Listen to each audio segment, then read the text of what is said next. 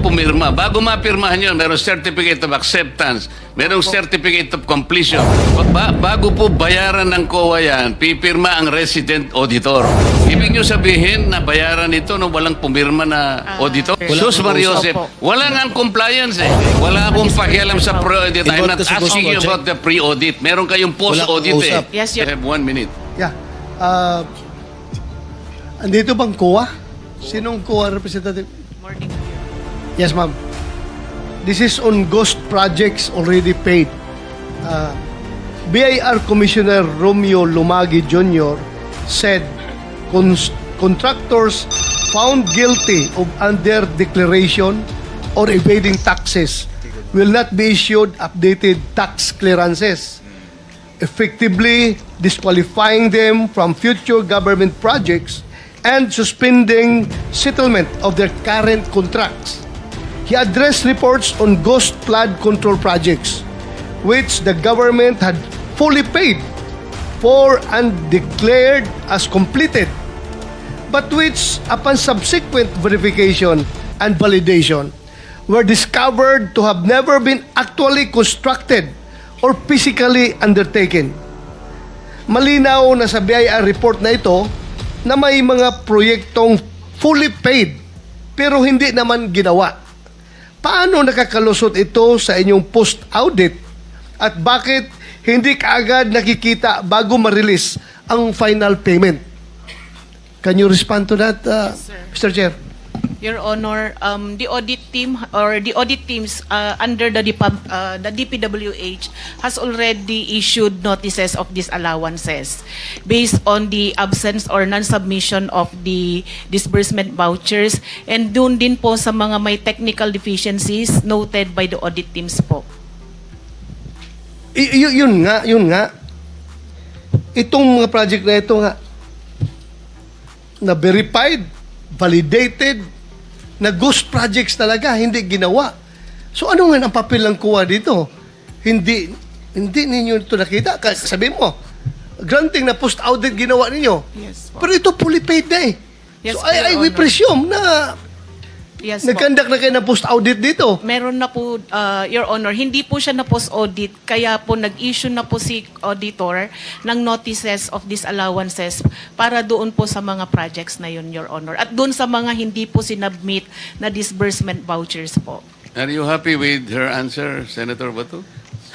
I'm not satisfied, Mr. If Chair. I may I'm not satisfied. provide po, Your Honor, for... Ang tinatanong niya po, Madam, Yes po. paano nyo inaudit yung ghost project? Yes, Your Honor. Doon po sa case po kasi ng Bulacan, Your Honor, marami pong hindi na-submit na disbursement vouchers. So, hindi naman, kahit several... Ang ibig nyo sabihin, nagdidepende lang kayo sa mga papeles, sa dokumento? Hindi po, Your Honor. Kaya nga po, dahil hindi po sila nakapag-submit, nag-issue na po ang audit teams ng notices of disallowance. Hindi Kayo, mahirap, Mr. Chair, mahirap na puro lang tayo notice of disallowance na klarong-klaro na ito na ghost project. Yes, Your Honor. Yung hindi po kasi pag-submit ng account, sir, or yung disbursement vouchers, pwede pong kasuhan din yung mga persons liable na hindi nag-submit doon sa... Hindi, huwag mo na huwag mo akong dalhin doon sa mga papel yan, mga disbursement na yan. COA, kung mag-post-audit kayo, di ba pupunta kayo sa area, tingnan nyo kung saan ang project. Yes po. O ngayon, hindi nyo nakita. Ano, hanggang kuan lang kayo? Hanggang disallowance lang kayo? O hindi nyo nakita. O ano ngayon? Hindi ba papilin nyo yan as commission on audit na mag-file lang kaso? Yes po, Your Honor. Yun po yung susunod na hakbang Ay, susunod po ng kailan COA. pa susunod? Kasi, Katagal na, naubos na ang pera ng gobyerno ito, nabayaran na lahat itong project na ito na hindi nagawa. Tapos ngayon, susunod pa. I am so, alam mo, yung mga tao na nanonood sa atin, sabihin nila, kaya pala naglipana yung ghost projects dahil yung COA, kabagal kumilos. Hindi po, Your Hindi. Honor. Gusto ko lang pong iklaro na yun pong sinasabi nating Ghost Project na isa po sa mga nabisita ay 2025 transactions po siya. At declared po siya na completed as of July 2025. Yun pong disbursement vouchers po niya ay hindi pa po due for submission noong August po na unang hearing natin. Kailan ninyo mapapailan na kaso ito? Because the people are impatient. The people are impatient with all this corruption na Yes, nangyari. Your Honor. Kailan niyo ipapile? Can you give us a Ganito po siya, definite Your Honor. answer? Opo. Ganito po siya. Di ba po kasama po siya doon sa ating special audit. Sa ngayon po, fina-finalize po yung audit highlights natin sa special audit. Doon po sa audit highlights, alam mo yung Yes, Your Honor. mga tao Opo. nakikinig sa atin Yes ngayon, po. hindi pasok sa utak nila yung special, regular audit or what. Yes po. Ang tanong ko sa iyo, kailan niyo tumapailan ng kaso? The soonest possible time po, Your Honor. What is the soonest time? Dahil i-issue po ngayon yung ating Kaya, what is the soonest time? Estimate. this month po, Your Honor. This month. Opo. Mapailan niyo ito ng kaso. Opo. Ngayon, sino ang pwede niyong papailan ng kaso? Sir, based po doon sa audit, sir, yung mga yung mga persons liable po, pwede pong management officials ng DPWH at ganun din po yung mga contractors po. Mr. Chair, So, this month. Interjection, Mr. Chair. if I may. Excuse me. Akala ko ba meron time limit dito kasi marami pang mga nakapila. 1, 2, 3, 4, 5. And then by 2 o'clock, ano na tayo, adjourn. So, As a matter of paano fact, your pa 5 natin minutes, ma... sir, is finished already. So, okay. Thank you. But Thank you, may Mr. I Chair. may I interject with the indulgence of Senator Bato, Mr. Chairman, if I may, in the same topic, Mr. Chairman, with queries, Mr. Chair. Where is Yeah. na? Kasi Yes, nakalinya Mr. yung Chairman, mga- because I heard, because I'm sure a lot of our people are listening and watching. Very interesting yung ni-raise ni Senator Bato.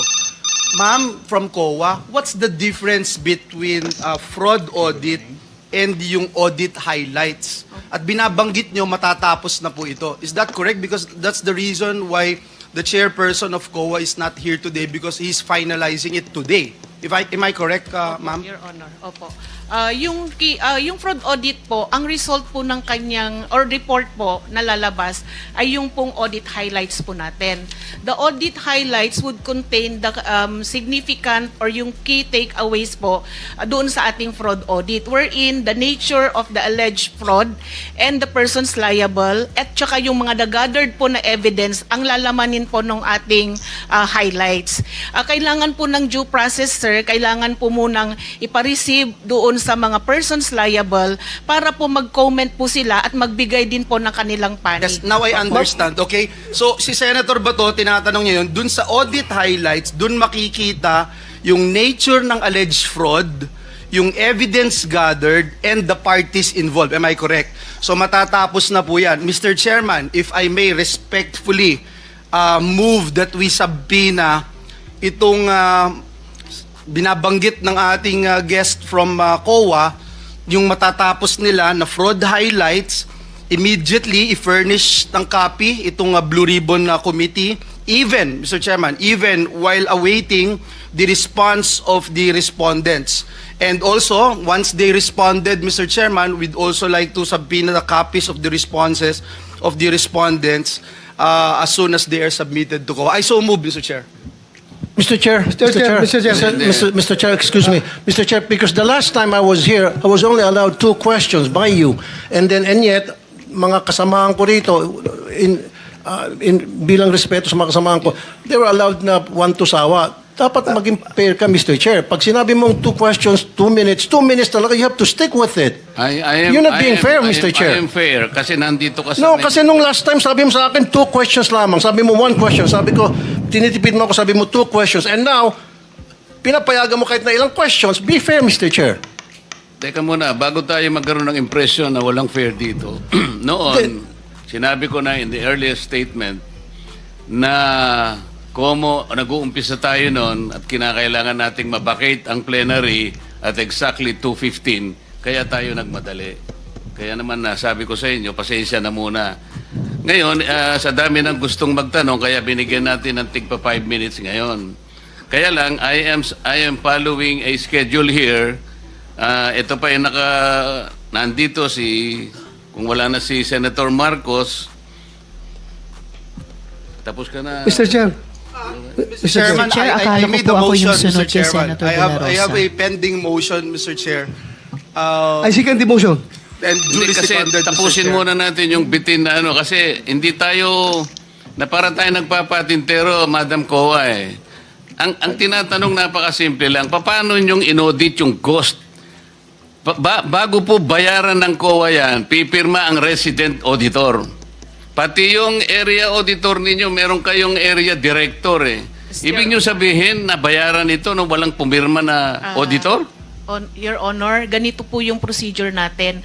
Wala na po tayong pre-audit, kaya po ang nagbabayad ay ang pumipirma na lang po. Wala sa akong disbursement pakialam sa account. pre-audit. I'm not asking you about the pre-audit. Meron kayong post-audit eh. Yes, Your Ito Honor. nangyari, ghost project eh. Opo. Tapos na tapos pero walang nangyari. Ang tinatanong namin sa'yo, sino ang pumirma? Bago mapirmahan yun, merong certificate of acceptance, merong certificate of completion, pipirma ang resident auditor. Hindi po pipirma ang resident Anong gagawin ng auditor, Your COA? Honor. Post-audit nga lang po. Kaya po... Ano nga yung post-audit? In your charter, Opo. magkaintindihan tayo. Ito yung inyong charter, sample of services listed in COA Citizens Charter. Financial audit, performance audit, compliance audit, fraud audit, special audit, notice of disallowance, notice of charge, notice of suspension. Among these, alin ang akma doon sa performance ng contract? Opo. Nasaan kayo? Papasok po siya sa compliance, sir. Sus Mariosep, Opo. wala nga ang compliance eh. Ganito po, Your Honor, marami pong observation ng mga auditors natin pagdating po sa compliance nila sa procurement. Sinong mag-a-avail ng compliance? Hindi- Sino yung auditee? DPWH po sa case po natin Oh. ngayon, Your Honor. So anong nangyari? Marami pong observation ng mga auditors natin, sir, pagdating po sa compliance nila ng 9180. Kapag ba ang chairman mismo ang pumunta rito, he can present better questions than you, answers than you? Pareho lang din po yung isasagot, Your Honor. Kasi ganun Pareho po ang yung proseso isasagot. natin. Opo. O, sandali lang. Let us follow the... Mr. Chair, Mr. Chairman, Mr. Chair. I'm now being tempted to raise a point of order, Mr. Chairman. I made a motion duly seconded, Mr. Chairman, kasi nga kung... to subpoena, Mr. Yeah. Chairman, today, Mr. Chairman. I'm asking it today because they said they if that fix will it help us, today. okay. Any second? Second. It was already seconded, Mr. Oh, there's a motion and there's second. The motion is approved. Then let's Thank you, continue Mr. with the questioning. Mr. Chair, sir, kasi yung 5 minutes ko, maraming sumingit. Last na lang, isa lang. Hindi, kasi wala, hindi na makakaano itong mga kasama natin. With the permission of Senator Tulfo. Senator Tulfo, maigsi lang. Maigsi lang. Ha?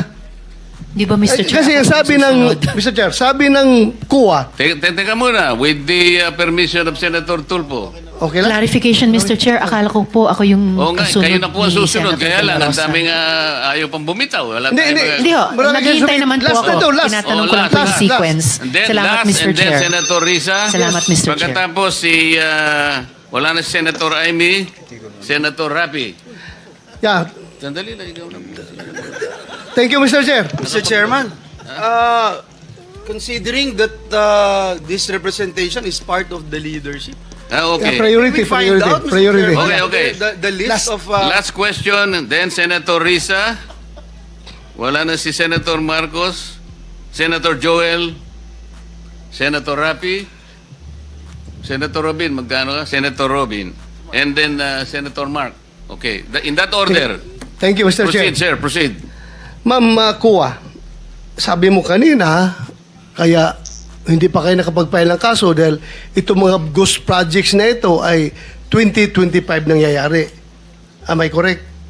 At you need time para Sir, for Makapag-file ka. clarification, isa po doon sa mga ghost projects na na-mention, sir, ay 2025. Pero sa iba po, hindi ko po masigurado kung anong taon. Okay, ganito. According to COA Annual Audit Report 2023, 2023 ito, it was observed that various infrastructure projects with aggregate cost of 5.716 billion were declared as 100% complete on the report on publicized government programs, projects, and activities and project status monitoring reports of DPWH implementing offices despite the deficiencies or defects noted upon actual inspection and validation thereof. Ibig sabihin po, sa regular annual audit ng COA, nakikita na ang mga maling report ng District Engineering Office ng DPWH. So itong mga 2023 na mga problema, wala pa kayo napailan ng kaso nito? Your Honor, yung iba po dyan kasi, kinorek na nung contractor yung mga noted deficiencies. Yung iba naman po, nagbayad na po yung mga persons liable. At doon sa mga nakorek, kahit nakorek po, meron din pong mga pinataw or nakolektang liquidated damages po.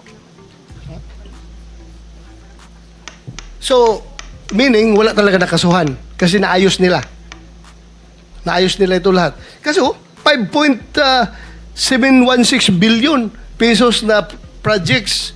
Sabi maraming deficiencies. Tapos Po yung wala total- nakasuhan. Yan po yung total contract cost, Your Honor, yung 5.7. Yes. Opo. So wala nakasuhan ito. Itatanong ko po kasi, Your Honor, consolidation po yan sa lahat ng regional and district engineering offices. Yes, I hope, ma'am. That's your mandate. That's your mandate. Kukunin po namin sa mga regional auditors Yeah, po gawin natin po ninyo. kung meron po silang mga finailan po para po dyan. Salamat Opo. ma'am. Thank you po, very Your much. Mr. Chair, I'm done. Thank you. Maraming salamat. Senator Risa, your turn. Salamat po, Mr. Chair. So, Ms. Sara Diskaya, nasa garahe niyo pa po ba